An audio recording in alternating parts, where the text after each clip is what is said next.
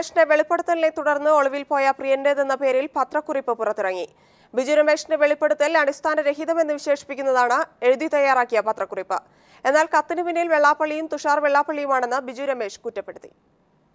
എഴുതി തയ്യാറാക്കിയ ഒരു പത്രക്കുറിപ്പ് പ്രിയന്റേതെന്ന പേരിൽ മാധ്യമങ്ങൾക്ക് അയച്ചു നൽകുകയായിരുന്നു. ബിജു രമേശിന്റെ വെളിപ്പെടുത്തൽ അടിസ്ഥാനരഹിതമാണെന്ന് കത്തിൽ പറയുന്നു. ബിജു രമേശുമായി ഒരു തരത്തിലും ബന്ധപ്പെട്ടിട്ടില്ല. ചിലരുടെ രാഷ്ട്രീയ മുതലെടുപ്പിന് തന്നെ കരുവാക്കുകയാണ്. ക്രൈംബ്രാഞ്ച് തന്നെ മുൻപ് ചോദ്യം ചെയ്യലിന് വിധേയനാക്കിയിരുന്നു. തുടരന്വേഷണം ഉണ്ടാവുകയാണെങ്കിൽ ഇനിയും സഹകരിക്കാൻ തയ്യാറാണെന്നും കത്തിൽ പറയുന്നു. പ്രിയന്റെ തിരോധാനം സംബന്ധിച്ച് അഭ്യൂഹങ്ങൾ പരക്കുന്നതിനിടെയാണ് ഇത്തരമൊരു വാർത്താക്കുറിപ്പ് പുറത്തിറങ്ങിയത്. എന്നാൽ പ്രിയന്റെ പേരിൽ പുറത്തുവന്ന കത്തിനു പിന്നിൽ വെള്ളാപ്പള്ളിയും തുഷാർ വെള്ളാപ്പള്ളിയുമെന്ന് ബിജു രമേശ് പ്രതികരിച്ചു. പ്രിയൻ ഒറ്റയ്ക്ക് ഇത്തരത്തിലൊരു വാർത്താക്കുറിപ്പ് പുറത്തിറക്കാനാകില്ലെന്നും ബിജു രമേശ് പീപ്പിളിനോട് പറഞ്ഞു. വെള്ളാപ്പള്ളി ഗണേശൻ തന്നെ അവർ പറഞ്ഞു കൊടുത്തിട്ട് അവരുടെ ടീം അവിടെ എഴുതുന്ന കുറെ എഴുത്തുകാരുണ്ട്. പ്രിയൻ രംഗപ്രവേശനം ചെയ്യട്ടെ, ജനങ്ങളോട് പറയട്ടെ, ചെയ്തിട്ടില്ലെങ്കിൽ ചെയ്തിട്ടില്ല എന്ന് പറയട്ടെ. അതേസമയം ശാശ്വതികാനന്ദയുടേത് കൊലപാതകമല്ല ജലസമാധി എന്ന് സഹായി സുഭാഷ് ഒരു ടെലിവിഷൻ ചാനലിന് നൽകിയ അഭിമുഖത്തിൽ അഭിപ്രായപ്പെട്ടു. വിവിധ ബ്യൂറോകൾക്കൊപ്പം ന്യൂസ് ഡെസ്ക്. ശാശ്വതികാനന്ദയുടേത് മുങ്ങി മരണമാണെന്ന് വ്യക്തമാക്കി 2 വർഷം മുമ്പ് ക്രൈംബ്രാഞ്ച് കോടതിയിൽ സമർപ്പിച്ച റിപ്പോർട്ട് പുറത്തുവന്നു. അടിയൊഴുക്കിൽപ്പെട്ട് കാൽ വഴുതി വെള്ളത്തിൽ വീണ് ശ്വാസം മുട്ടിയാണ് സ്വാമി മരിച്ചതെന്നാണ് റിപ്പോർട്ടിൽ പറയുന്നത്. കേസന്വേഷണം അവസാനിപ്പിച്ച് 2 വർഷം മുമ്പ് fort Kochi sub divisional magistrate മുമ്പാകെ ക്രൈംബ്രാഞ്ച് സമർപ്പിച്ച അന്തിമ റിപ്പോർട്ടാണ് പുറത്തുവന്നത്. ശാശ്വതികാനന്ദയുടേത് മുങ്ങിമരണമാണെന്ന് റിപ്പോർട്ടിൽ പറയുന്നു. യാദൃശ്ചികമായി കാൽ വഴുതി വെള്ളത്തിൽ മുങ്ങിത്താണ് ശ്വാസം മുട്ടി മരിക്കുകയായിരുന്നുവെന്നാണ് ക്രൈംബ്രാഞ്ചിൻ്റെ കണ്ടെത്തൽ. പുഴയിലെ അടിയൊഴുക്കിൽപ്പെട്ട് മുങ്ങിത്താഴുകയായിരുന്നുവെന്നും മറ്റ് സംശയങ്ങളൊന്നുമില്ലെന്നുമാണ് അന്തിമ റിപ്പോർട്ടിലെ പരാമർശങ്ങൾ. വെള്ളം കുടിച്ച് ശ്വാസം മുട്ടിയാണ് മരണമെന്നും റിപ്പോർട്ടിൽ പറയുന്നു. ഈ സാഹചര്യത്തിൽ കേസന്വേഷണം പൂർത്തിയായിട്ടുള്ളതിനാൽ മുങ്ങിമരണമെന്ന് പരിഗണിച്ച് കോടതി ഫയലിൽ നിന്നും കേസ് കുറവ് ചെയ്യണമെന്നും ക്രൈംബ്രാഞ്ച് SP KG സൈമൺ 2013 ഡിസംബർ 21 സമർപ്പിച്ച റിപ്പോർട്ടിൽ ആവശ്യപ്പെടുന്നു. News bureau, Kochi. സ്വാമി ശാശ്വതികാനന്ദയുടെ മരണത്തിൽ പുതിയ വെളിപ്പെടുത്തലുമായി സുഹൃത്ത് ഗംഗാധരൻ. പാലിൽ പ്രമേഹ മരുന്ന് അമിത അളവിൽ കലർത്തിയാണ് സ്വാമിയെ കൊലപ്പെടുത്തിയതെന്ന് ഗംഗാധരൻ വെളിപ്പെടുത്തി. അളവിൽ കൂടുതൽ മരുന്ന് നൽകി ശരീരം തളർത്തി ആലുവ പുഴയിൽ കൊണ്ടിടുകയായിരുന്നു. സാബു ഇതിന് ദൃക്സാക്ഷിയായിരുന്നുവെന്നും പാൽ നൽകിയത് താനാണെന്നും സാബു പറഞ്ഞതായും ഗംഗാധരൻ പീപ്പിൾ TVയോട് പറഞ്ഞു. സ്വാമി ശാശ്വതികാനന്ദയുമായി 2 പതിറ്റാണ്ടുകാലത്തെ ആത്മബന്ധം പുലർത്തിയിരുന്ന ആളാണ് താനെന്നും മുംബൈയിൽ വരുമ്പോഴെല്ലാം സ്വാമി തന്നോടൊപ്പമായിരുന്നു താമസിച്ചിരുന്നതെന്നും VS ഗംഗാധരൻ പറഞ്ഞു. ശാശ്വതാനന്ദ സ്വാമികൾ 84 മുതൽ ഞാൻ വളരെ അടുപ്പമാണ്. അതെ, എൻ്റെ വീട്ടിലാണ് താമസം, എൻ്റെ ഇവിടെ തന്നെ.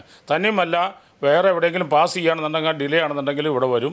സ്വാമിയുടെ മരണം കൊലപാതകമായിരുന്നെന്നും അന്നത്തെ മുഖ്യമന്ത്രിയായിരുന്ന AK ആന്റണിക്കും VM സുധീരനും ഇതിനെക്കുറിച്ച് വ്യക്തമായി അറിയാമായിരുന്നുവെന്നും ഗംഗാധരൻ പറഞ്ഞു. സോമനും രാജനും കൂടിയാണ് എന്നെ അദ്വൈതാനന്ദ ചെറിയൊരു ഹാളിൽ കൊണ്ട് ഇത് ഓപ്പൺ ചെയ്ത് വച്ചിരിക്കുകയാണ്. ഓപ്പൺ ചെയ്തതിൽ വെറും പാല് മാത്രമേ ഉള്ളൂ, വേറെ ഒന്നുമില്ല. ഒരു വെള്ളമോ ഇല്ലെങ്കിൽ ഒരു ഇതായില്ല, ക്ലിയറായിട്ട് നമുക്ക് കാണാം. അപ്പം ഞാനിത് അതിശയമായി. പാലും വെള്ളം കുടിച്ച് വെള്ളത്തിൽ മുങ്ങി എന്നൊക്കെ പറഞ്ഞു കഴിഞ്ഞാൽ എന്താണ്? തന്നെയുമല്ല, ഈ പോസ്റ്റ്മോർട്ടം ഇത് നടത്തിയിട്ടുള്ളത് അതിന് എലിജിബിൾ അല്ലായിട്ട ഒരു പെൺകുട്ടിയാണ്, ജൂനിയർ പെൺകുട്ടിയാണ്. ഈ പോസ്റ്റ്മോർട്ടം അത് കണ്ട് ഞാൻ ഇറങ്ങുമ്പോൾ ഇന്ന് KPCC പ്രസിഡൻ്റായിരിക്കുന്ന സുധീരൻ കൈയൊടിഞ്ഞ് അവിടെ ഇരിക്കുന്നുണ്ടായിരുന്നു. അപ്പം ഞാൻ സുധീരനോട് ചോദിച്ചു, നീ കണ്ടില്ലടാന്ന് ചോദിച്ചു. ഇത് അപ്പം വായ പൊത്തി. പ്രീ പ്ലാൻഡാണ്, ഇങ്ങനെയായിരുന്നു. പ്രീ പ്ലാൻഡ് ആയിട്ട് നടന്നിട്ടുള്ളത് തന്നെയാണ്. മറട്ട് തന്നെയാണത് 101%. എല്ലാവർക്കും അറിയാം. സുധീരൻ ഇല്ല പറയട്ടെ. ശാശ്വതികാനന്ദ മരിച്ചതിന് പിന്നാലെ ഇതെല്ലാം തെളിവുകൾ സഹിതം പരാതിയായി എഴുതി കൊടുത്തതാണെന്നും എന്നാൽ എല്ലാം തൽപര കക്ഷികൾ ഒതുക്കി തീർക്കുകയായിരുന്നുവെന്നും അദ്ദേഹം പറഞ്ഞു. കേരളത്തിന് പുറത്തെ ഏറ്റവും വലിയ ശ്രീനാരായണീയ പ്രസ്ഥാനത്തിന്റെ സ്ഥാപക മെമ്പർമാരിൽ ഒരാൾ കൂടിയായ VS ഗംഗാധരൻ ശ്രീനാരായണ മന്ദിര സമിതിയുടെ സംരംഭകരിൽ പ്രധാനിയായിരുന്നു. സ്വാമിയെ ഉന്മൂലനം ചെയ്യാൻ അദ്ദേഹത്തിന്റെ പേഴ്സണൽ അസിസ്റ്റന്റിനെ വരെ ഉപയോഗിക്കുകയുണ്ടായെന്നും കൊലപാതകം ആസൂത്രിതമായിരുന്നുവെന്നും വെള്ളാപ്പള്ളിക്കെതിരെ ആഞ്ഞടിച്ചുകൊണ്ട് VS ഗംഗാധരൻ പറഞ്ഞു. ആ പ്ലാൻ വെൽ പ്ലാൻഡായിട്ട് ചെയ്തായിരുന്നു.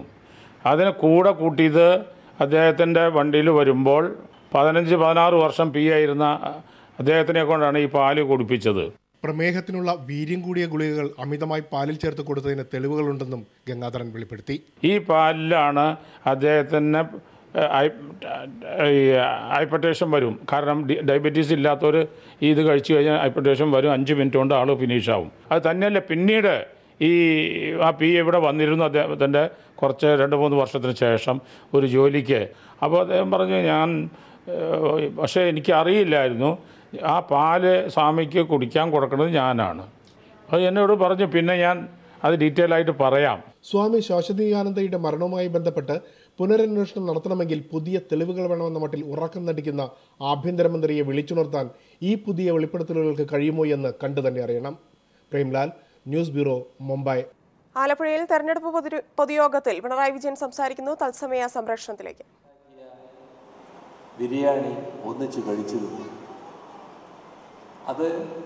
അതിൻ്റെ കൂട്ടത്തിൽ ആട്ടിറച്ചിയുണ്ടായിരുന്നു. അതും എല്ലാവരും കഴിച്ചതാണ്. അതെല്ലാം കഴിച്ചു പോയവർ തന്നെയാണ് പിന്നെ പശു ഇറച്ചി അന്വേഷിച്ചിറങ്ങുന്നത്.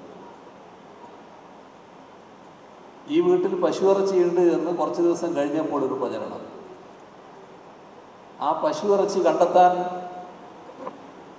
വന്നവർ ചെയ്യുന്നതെന്താ? ആദ്യം ചെയ്തത് ഈ ഗൃഹനാഥനെ തല്ലിക്കൊല്ലലാണ്. അദ്ദേഹത്തിൻ്റെ മകൻ അവിടെയുള്ളയാൾ അതിഭീകരമായ പരിക്കേറ്റു. ആരെയും വിട്ടില്ല, എല്ലാവർക്കും ഭീകരമായ മർദ്ദനമേറ്റു. അവിടുത്തെ പോലീസ് ചെയ്തത് നോക്കണം. പോലീസിന് ഈ കാര്യങ്ങളൊന്നുമല്ല ഗൗരവമായിട്ട് തോന്നിയത്. ഒരു കള്ള ആരോപണത്തെക്കുറിച്ച് അന്വേഷിക്കാനാണ് താല്പര്യം ആദ്യമുണ്ടായത്. എന്നിട്ട് അവിടുത്തെ ഫ്രിഡ്ജിലുണ്ടായിരുന്ന ഇറച്ചി എടുത്തിട്ട് അത് പശുവിൻ്റെ ഇറച്ചിയാണോ എന്ന് പരിശോധിക്കാൻ അയക്കുകയാണ് ആദ്യത്തെ പണി. ഇവിടെ ഒരാൾ മരിച്ചിട്ടുണ്ട്, മറ്റൊരാൾ മരണാസന്നനായി കിടക്കുന്നുണ്ട്, മറ്റൊട്ടേറെ പേർക്ക് പരിക്ക് പറ്റിയിട്ടുണ്ട്. സാധാരണഗതിയിൽ ആ കാര്യങ്ങളിലേക്കൊക്കെയാണ് പോലീസിൻ്റെ ശ്രദ്ധ തിരിയേണ്ടത്. വീട്ടിൻ്റെ അകത്ത് എന്താ ഇറച്ചി സൂക്ഷിച്ചിരിക്കുന്നു എന്ന് പരിശോധിക്കലല്ല പോലീസിൻ്റെ പണി. അപ്പോൾ ഇവർ ചെയ്ത കാര്യം പിന്നീട് പോലീസ് എടുത്ത് പരിശോധിക്കാൻ അയക്കുക. ഏതായാലും ഇപ്പം പരിശോധന പൂർത്തിയായപ്പോൾ കണ്ടത് പശു ഇറച്ചിയല്ല, ആട്ടിറച്ചിയാണ്. ആ കുടുംബം ചോദിച്ച ചോദ്യം ശരിയല്ലേ?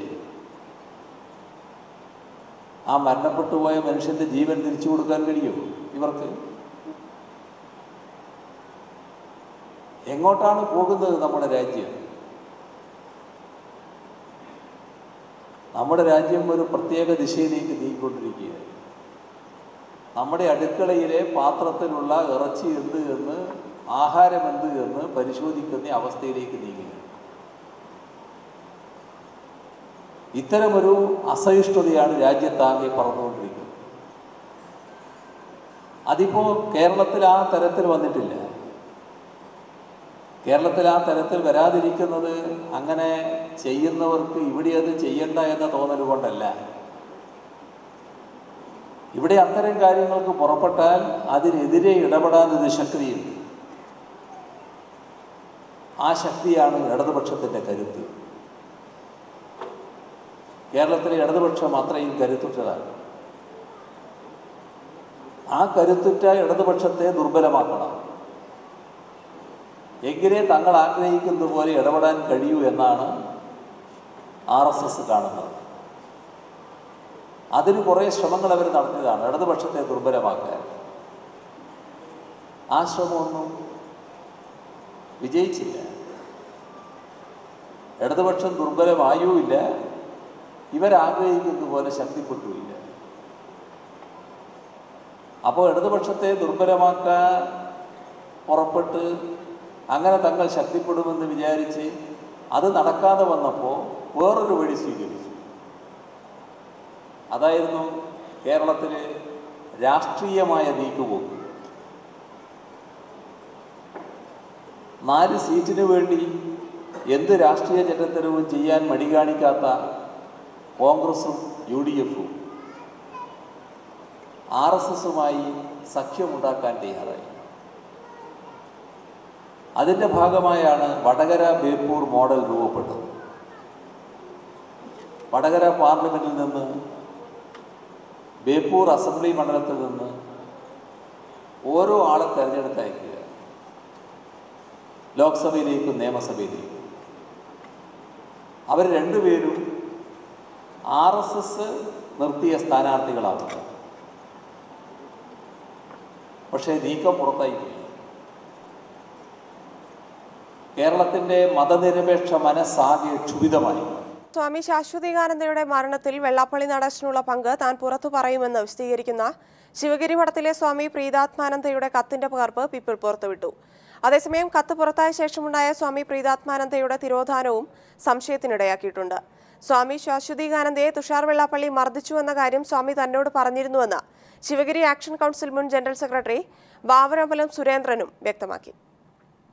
ക്രൈം പത്രാധിപർ നന്ദകുമാറിന് ശിവഗിരി മഠത്തിലെ സ്വാമി പ്രീതാത്മാനന്ദ അയച്ച കത്തിന്റെ പകർപ്പാണ് പീപ്പിളിന് ലഭിച്ചത്. സ്വാമി ശാശ്വതികാനന്ദയുടെ മരണത്തിന് ഉത്തരവാദി ആരാണ് എന്ന കാര്യം താൻ പറയുമെന്നായിരുന്നു കത്തിലെ പ്രധാന വാചകം. എന്നാൽ ഈ കത്ത് പുറത്തു വന്ന ശേഷം സ്വാമി പ്രീതാത്മാനന്ദയെ കാണാതായി എന്നതും സംശയാസ്പദമാണ്. ശിവഗിരി ആക്ഷൻ കൗൺസിൽ മുൻ ജനറൽ സെക്രട്ടറി വാവറമ്പലം സുരേന്ദ്രൻ, സ്വാമി ഈ കത്തിൽ ഒരു ഭാഗം പ്രധാനമായിട്ട് എടുത്ത് പറയുന്നത് ഈ പൈസകളൊന്നും കിട്ടാത്തതിൻ്റെ ഇതുകൊണ്ട് അതിൽ സ്വാമി ഈ കത്തെഴുതി വെച്ചിട്ട് പോകുമ്പോൾ പറയുന്നത് ശാശ്വതികാനന്ദ സ്വാമിയെ കൊന്നത് ഞാൻ പുറത്തു പറയുമെന്നാണ്. സ്വാമി ശാശ്വതികാനന്ദയെ തുഷാർ വെള്ളാപ്പള്ളി മർദ്ദിച്ച കാര്യവും ദുബായിലുണ്ടായ മറ്റു വിഷയങ്ങളും തന്നോട് സ്വാമി പറഞ്ഞിരുന്നുവെന്നും സുരേന്ദ്രൻ വ്യക്തമാക്കി. നമ്മൾ തന്നെ വളർത്തിക്കൊണ്ടുവന്ന ആളുകൾ എന്നെ ഉപദ്രവിച്ചു, അതെനിക്ക് മാനസികമായി വളരെ വേദനയുണ്ട് എന്ന് പറഞ്ഞിട്ടുണ്ട്. പക്ഷേ വധഭീഷണിയായിട്ട് സ്വാമി പറഞ്ഞിട്ടില്ല. അതേസമയം ശിവഗിരിയിലെ സ്വാമി പ്രീതാത്മാനന്ദയുടെ തിരോധാനം അന്വേഷിക്കണമെന്ന് ശിവഗിരി SNDP യൂണിയൻ സ്ഥാപക പ്രസിഡന്റ് PK വിദ്യാധരൻ ആവശ്യപ്പെട്ടു. ശാശ്വതാനന്ദ സ്വാമിയുടെ കേസിനോടൊപ്പം തന്നെ ശിവഗിരിയിലെ ഈ സന്യാസിയുടെ തിരോധാനം അന്വേഷിക്കേണ്ടതാണ്. വെള്ളാപ്പള്ളിയുടെ ആണല്ലോ അദ്ദേഹം ഈ തുക മുഴുവൻ കൊണ്ടുകൊടുത്തത്. News bureau, Thiruvananthapuram.